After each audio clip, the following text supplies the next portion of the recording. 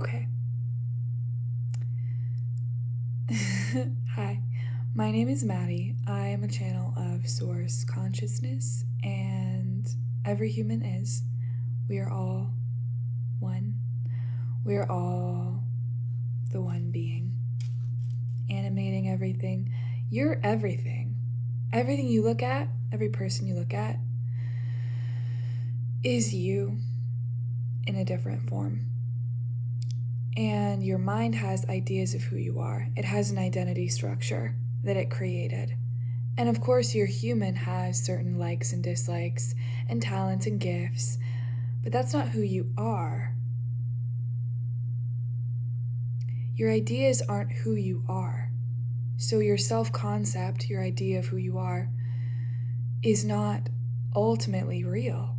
The only thing that's ultimately real is what's behind that, which is nothing and everything at the same time. And these are just words, but these are words that your human can comprehend to really understand the vastness of what you are.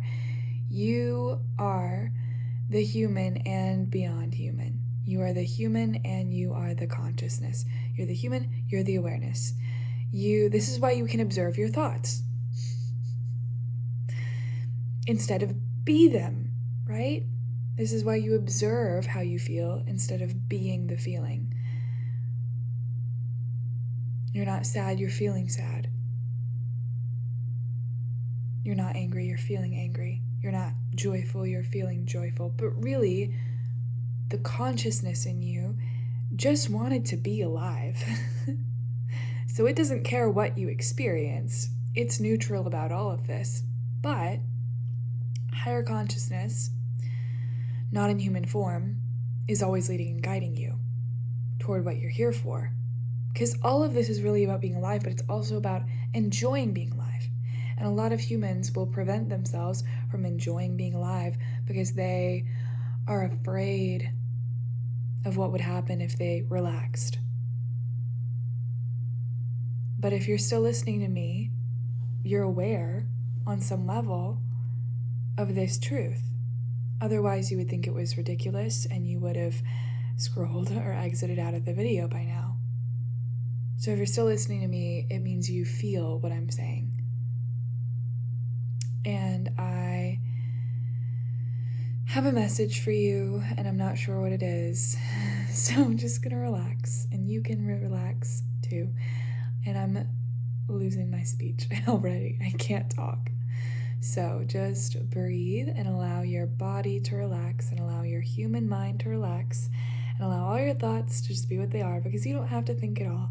You are not here to play small anymore. You're not here to pretend about who you are. Your ideas have never controlled reality. Your ideas of who you are have never controlled or altered reality. They controlled and altered your behavior, which then altered your influence of reality, but that's not reality as it truly is or operates. Reality as it truly is love. It is bliss. It is peace and joy and abundance, because that is what you came here for. You came here for the variety, the diversity of experience, the texture of being human, and the suffering and the pain. But then you came to transcend the pain and recognize that you are beyond it and that you do not have to choose it anymore, because all of your choices are leading you out of your patterns. If you choose that they are, but you have to decide that you're done with the pattern and you have to go beyond it, because you are the one observing the pattern. Do you see? As long as you identify with a pattern and say that it's what you are, you will continue to repeat it, because that is how you are designed. Your mind is designed to keep you in safety, familiarity. So even if a pattern is harmful to you, your mind will still perceive it as being safe, because you know how it feels. You know how it plays out.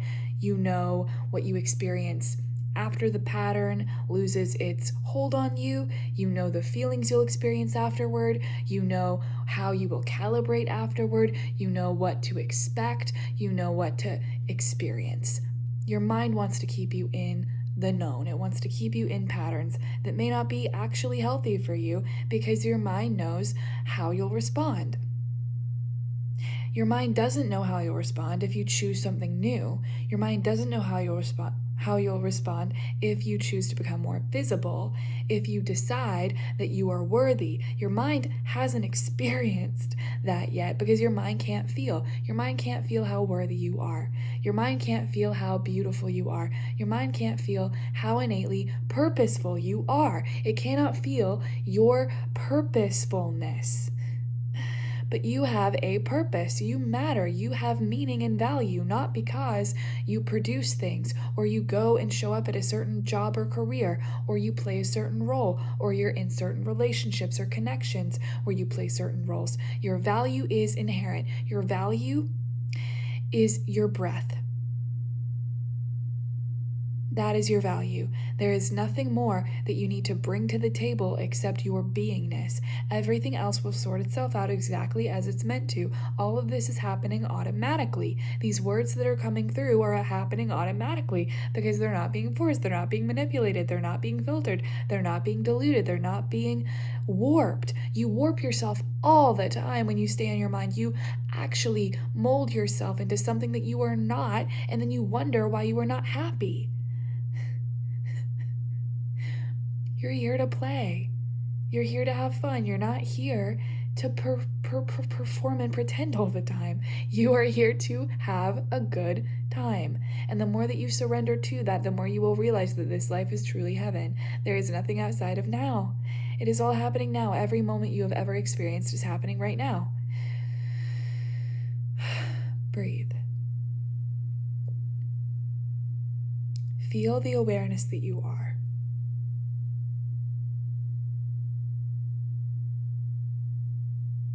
Feel how quiet it is when nothing is asked of you.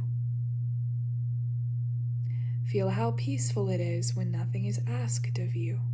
Your mind may have ideas and thoughts still happening, but that is not your body. Your body feels, so feel in your body what it feels like when you are just still and quiet and don't ask yourself to do anything.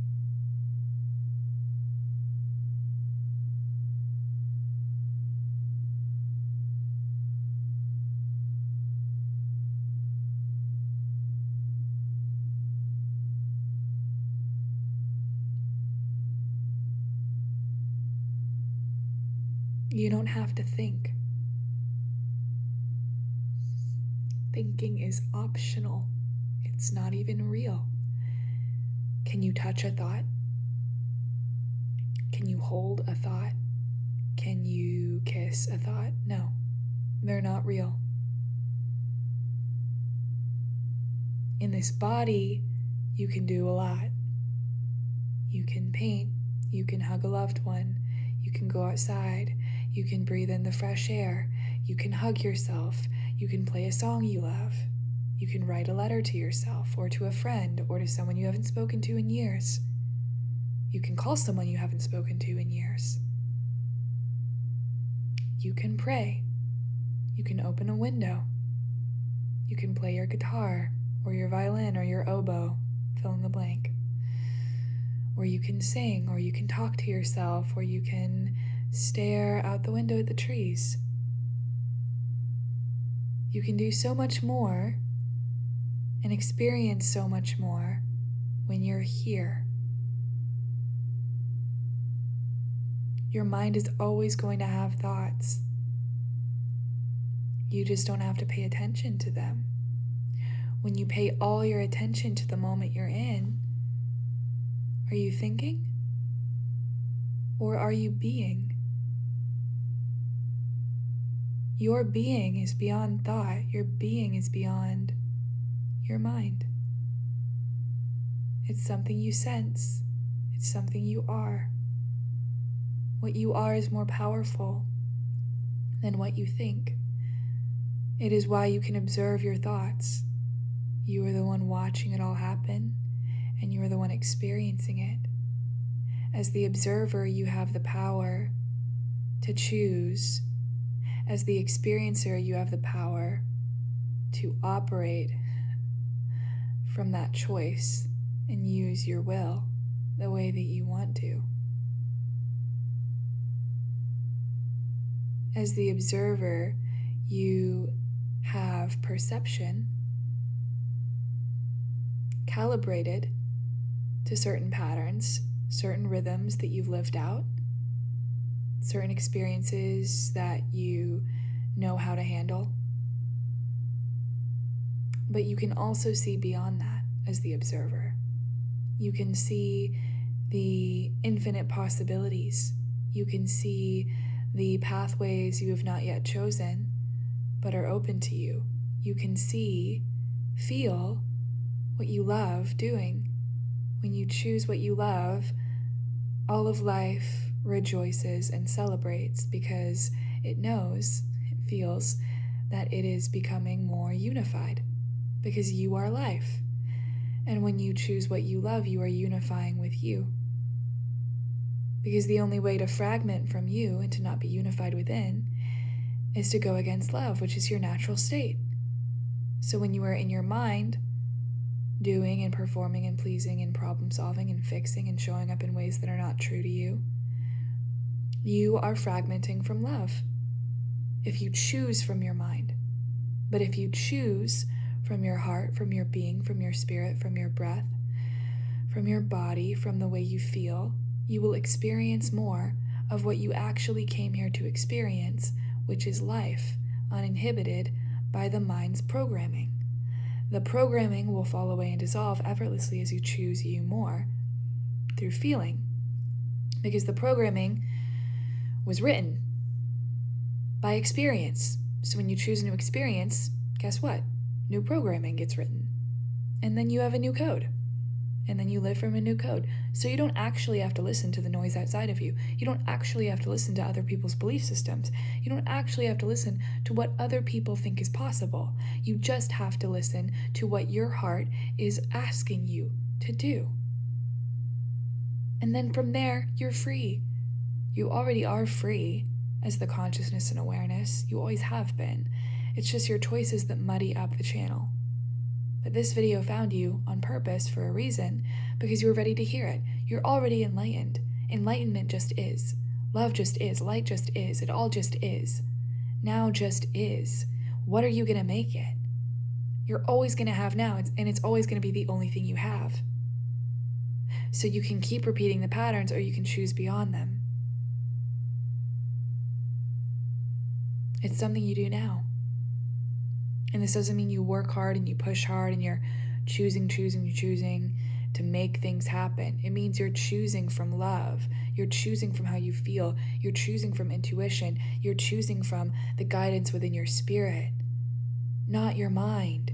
Your imagination is beautiful and bountiful and has so much for you, but your mind has a lot of ideas and thoughts about how that should all play out.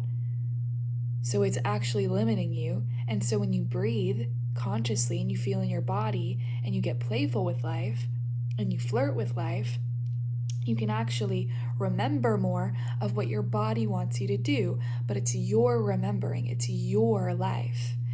It's your experience. And so you have to choose, how much suffering do you think you deserve and why? And then after you're done with the suffering, what good things do you think you deserve? What good things do you feel you deserve? Even if you don't feel you deserve them, what if you just tried?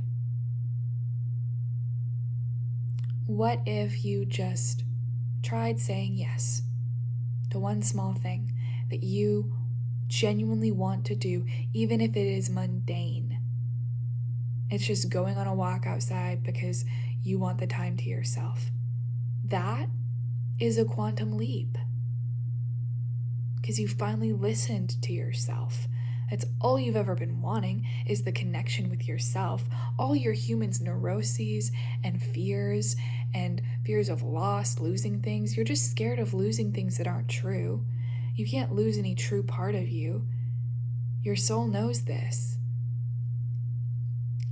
You're comfortable clinging to things because you've been taught that it's how you survive.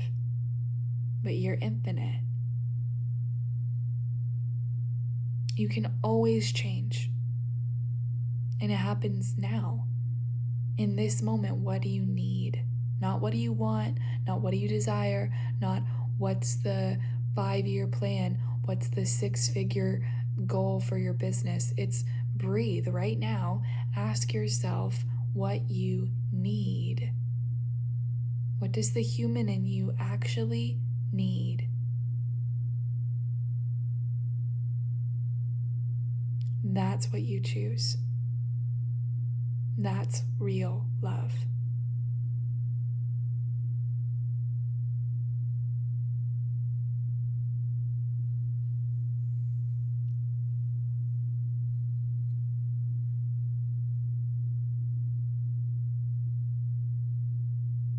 I hope that was helpful for you.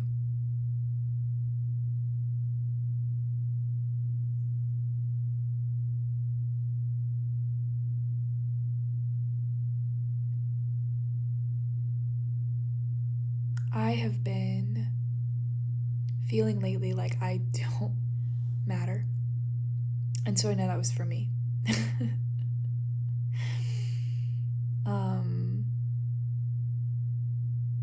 And I know that if you're receiving this, you may have, I'm hearing the word paralysis, issues with paralysis. You may feel like you can't act on certain things because something could go wrong, or maybe you won't be perfect, or maybe no one will see it, or nothing will change, and then you'll feel shame because you tried and nothing changed. I want to show you this flower really quick. I don't know why, but I'm just trusting what I want to show you. This flower,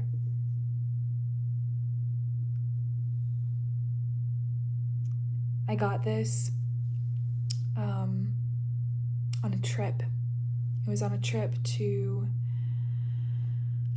Charlotte, North Carolina. And I went into this this trip to what was supposed to be the graduate school I was going to go to. And this was a time where I didn't really want to go to graduate school. But I'd worked so hard for it, but I didn't feel like I wanted to go at all. I felt sick when I thought about it. I was like agonizing over it. It didn't feel authentic. It didn't feel genuine. I was going to go to be a mental health counselor because for my whole life I just wanted everyone to be happy, and I wanted to heal everyone, and I wanted to save everyone from suffering, right? And so I developed this whole personality around being that. And then I had a huge spiritual awakening in college, multiple awakenings. And the most transformative one was right before my senior year. I had felt this call to create an illustrated story that I saw during meditation. And so I created it. And I've always been really creative and artistic. And my dream is to be an artist. I want to do, not an artist that does random paintings and stuff, but I want to do stories, illustrated stories for children's stories. You know how they do illustrated children's stories, but also for adults and teenagers, and that speak to people's emotions and show them their power. But anyways, so I did this illustrated story, and it was I reawakened this creative life force in me. And when I did that, I felt so much joy and gratitude and love, and I felt like this is what humans came here to experience. I can't believe I've been keeping this from myself. Why did I stop drawing? Why did I stop making art? And I just felt so alive is the best way to put it. I felt more alive than I'd ever felt before. And then also more peaceful though. When I finished the story though, my brain went quiet. is the best way to put it. I didn't have thoughts.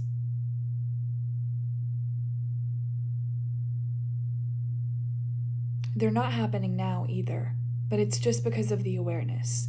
When you are aware that you are one with everything, you don't need to think about anything because you're not referencing yourself against anything else. So there's only right here and right now.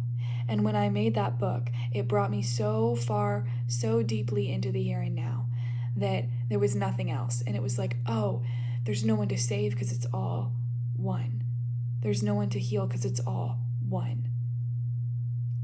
My only job is me. And it was like, it clicked. But we still have human consciousness. And so even though I had found relationally that I didn't have to save anyone, I still felt obligation systemically. And when I went back to college, I felt all this pressure around me. It was my senior year. I had found out that I had to add on certain electives to my course load because I'd forgotten about them in my sophomore year.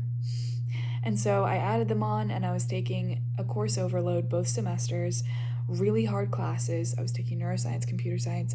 Computer science was something that I literally, I thought it was going to be the death of me. I thought I was going to fail it. Sometimes I think back and I wish that I'd let myself fail it. I think it might have been good for me, but I was so deep in my perfectionism, in my human consciousness, and still so aware of it. I was observing all of it, kind of laughing at it, like, I can't believe this is happening. I have this huge awakening, all is one, everyone is the one, yet I'm still in this experience and I don't know how to change or shift it. Then, during my winter break, between both semesters, I don't know why I'm telling you all of this, but I feel like it's part of it, so we're just going with it, okay? It's flow. So, I'm sure this is going to circle back around to my message to you. So, and I'm going to circle back around to where I got this. So then I had this break, my winter break between the first part of senior year and the second part of senior year. And over that winter break, I realized, oh, I chose that. I chose that suffering. I chose to neglect myself. I chose to add the electives instead of extending my senior year into a fifth year of college because of my ego consciousness, because of the pride piece of oh, I have to graduate with everyone else or else I'm not good enough and my family's going to be angry at me, which they would have been, but still. It was this entanglement with them and this entanglement with everyone around me and this entanglement with the idea that I had to perform. So I had that realization and I was like, okay, I'm going to treat myself better. But spring semester was even harder. It was like a double slap in the face. I was taking 18 classes. I was doing homework late into the night, after my night classes. I just have never been designed to hold a lot of information. I'm just not good at it. My human is designed to be here and now. And so that time of my life was like my own self-created hell. And I don't say that lightly. I'm a very optimistic person, but that time in my life was horrific. But I will say the one thing that saved me was creating. I did decide to create more, and that was what really, really, really kept me going. Then I got out for summer, and that summer I really went in on what I was creating. I was writing a book. Did not work out. But I was writing this novel. I was so passionate about it. I was doing it every single day. I was pouring my life force into it, and it was giving me energy. I felt so energized after I wrote. It was like nothing was happening and everything was happening all at once. I receive a lot visually, imagery, and so I was receiving all this imagery, and I was knowing that this was love, right? This was higher consciousness, because I was just doing what I loved. I was feeling the love. It was happening effortlessly. I was seeing all of it in my head. I'm really enjoying using this as a pointer. I was seeing it all in my head as it was supposed to play out. I was feeling like I was watching a movie as I was writing. It was amazing. And I was like, wow, this is awesome. I don't want this to ever end. And then, do you want to know what happened, friends? I created another illustrated story. It felt very real to me. very real. When something feels real to you, it's a sign that it's real, okay? But my human was still not trusting this. And so then it came time for me to go to graduate school. But I went and visited, and it felt wrong. Like I felt my stomach drop like the entire time I was there. Like I just didn't feel right. It felt bad. I was like, I can't do this again. Like I'm not about to put myself through more suffering. I just ended the cycle. Like I just stopped it. I just started creating. So now what am I doing? What am I doing? And I told my parents, and it was like someone had looked into the inside of my brain and picked out all of my human insecurities and all of my unconscious programming, because what they did was my parents took all of that and spewed it back at me. It was like a mirror. I was seeing the shadow in its full-fledged form. They were saying things that they had never said to me before. You know, when I told them I don't know if I want to go to graduate school. They attacked my social life. They attacked my, they picked apart my passions, right? The things I wanted to do. They picked apart my loneliness. They picked apart everything about me that I felt was wrong, that was a reason that I wasn't worthy. All of that, it was like they had seen inside my mind and put it on display for me. And it made me afraid.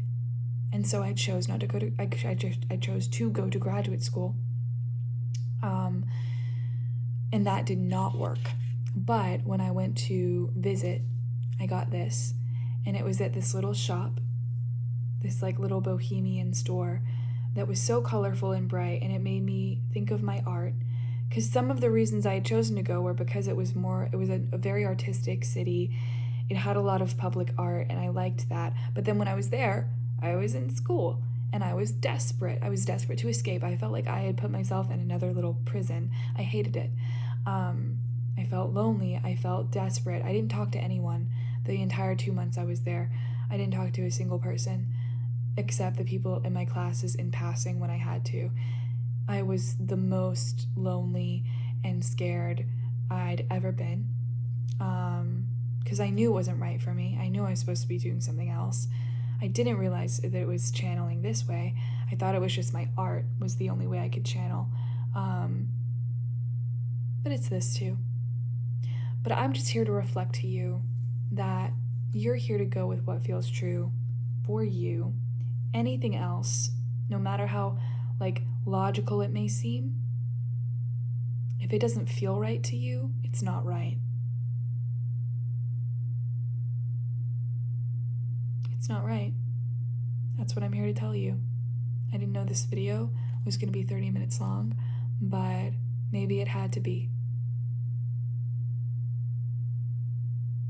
Anything that you're choosing out of obligation to anyone or anything outside of you is not for you. Don't do that to yourself. Be the awareness, be in your heart, be here now. I love you.